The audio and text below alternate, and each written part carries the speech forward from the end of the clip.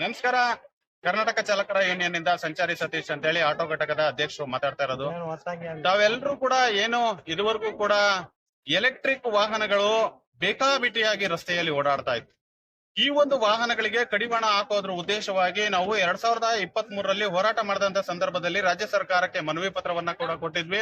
Electric ವಾಹನಗಳಿಗೆ ಸಂಬಂಧಪಟ್ಟಂತೆ ಅದಕ್ಕೂ ಕೂಡ ಪರ್ಮಿಟ್ ಅನ್ನ ಇಶ್ಯೂ ಆಗ್ಬೇಕು ಅಂತ ಹೇಳಿ ಒಂದು ದೊಡ್ಡ ಮಟ್ಟಕ್ಕೆ ನಾವು ಧ್ವನಿಯನ್ನ ಎತ್ತಿದ್ವಿ. ಆ ಒಂದು ಧ್ವನಿಗೆ ಸ್ಪಂದನೆ ನೀಡಿದಂತಹ ರಾಜ್ಯ ಸರ್ಕಾರದ ಸಾರಿಗೆ ಸಚಿವರಾದಂತಹ ಶ್ರೀಯುತ ರಾಮಲಿಂಗಾರೆಡ್ಡಿ ಅವರು ಇವತ್ತು ಆದೇಶವನ್ನ ಹೊರಡಿಸಿದ್ದಾರೆ. ಎಲ್ಲಾ ರೀತಿಯಾದಂತಹ ಎಲೆಕ್ಟ್ರಿಕ್ ವಾಹನಗಳಿಗೆ, ಅದು ಸಾರಿಗೆಗೆ ಸಂಬಂಧಪಟ್ಟಂತಹ ಆಟೋ ಆಗ್ಬೋದು, ಗೂಡ್ಸ್ ಆಗ್ಬೋದು, ಬಸ್ಗಳಾಗ್ಬೋದು, ಪ್ರತಿಯೊಂದು ಎಲೆಕ್ಟ್ರಿಕ್ ವಾಹನಗಳಿಗೂ ಕೂಡ ಪರ್ಮಿಟ್ ಕಡ್ಡಾಯಗೊಳಿಸಿ ಇವತ್ತು ಆದೇಶವನ್ನ ಹೊರಡಿಸಿದ್ದಾರೆ.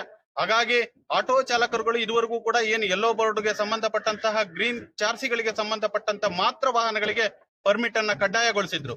ಎಲೆಕ್ಟ್ರಿಕ್ ವಾಹನಗಳನ್ನ ಬೇಕಾಬಿಟ್ಟಿಯಾಗಿ ಎಲ್ಲಾ ಕಂಪನಿಗಳು ಕೂಡ ಬಲ್ಕ್ ಆಗಿ ರಿಜಿಸ್ಟ್ರೇಷನ್ ಅನ್ನ ಮಾಡುವಂತಹ ಸಾಧ್ಯತೆಗಳು ದೊಡ್ಡ ಮಟ್ಟದಲ್ಲಿತ್ತು.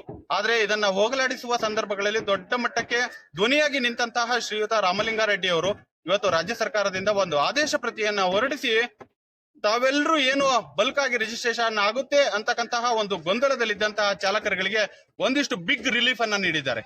ಇವತ್ತು ಆದೇಶವನ್ನ ಹೊರಡಿಸಿದ್ದಾರೆ. ಮುಂದೆ ಬರುವಂತಹ ಎಲ್ಲ ಎಲೆಕ್ಟ್ರಿಕ್ ವಾಹನಗಳಿಗೂ ಕೂಡ ಪರ್ಮಿಟ್ ಅನ್ನ ಕಡ್ಡಾಯಗೊಳಿಸಿದ್ದಾರೆ. ಹಾಗೆ ಈ ಹಿಂದೆ ಏನು ಖರೀದಿಯನ್ನ ಮಾಡಿದರೆ ಆ ವಾಹನಗಳಿಗೂ ಕೂಡ ಪರ್ಮಿಟ್ ಅನ್ನ ಕಡ್ಡಾಯಗೊಳಿಸಿ ಆದೇಶವನ್ನ ಹೊರಡಿಸಿದ್ದಾರೆ. ಏನು ಈ ಹಿಂದೆ ಎಲೆಕ್ಟ್ರಿಕ್ ವಾಹನಗಳನ್ನ ಖರೀದಿ ಮಾಡಿದಂತಹ ಮಾಲೀಕರುಗಳು ಮುಂದಿನ 7 ದಿನಗಳ ನಂತರದಲ್ಲಿ ಶಾಂತಿನಗರದಲ್ಲಿ ತಾವುಗಳು ತಮ್ಮ ವಾಹನದ ದಾಖಲೆಗಳನ್ನ ಕೊಟ್ಟು ಪರ್ಮಿಟ್ ಅನ್ನ ಖರೀದಿ ಮಾಡ್ಬೇಕಾಗತ್ತೆ. ಯಾರೆಲ್ಲ ಎಲೆಕ್ಟ್ರಿಕ್ ವಾಹನಗಳನ್ನ ಖರೀದಿ ಮಾಡಿದಿರಾ ತಮ್ಮಗಳಿಗೆ ಒಂದು ಸರ್ಕಾರ ಬಿಗ್ ರಿಲೀಫ್ ಅನ್ನ ನೀಡಿದೆ.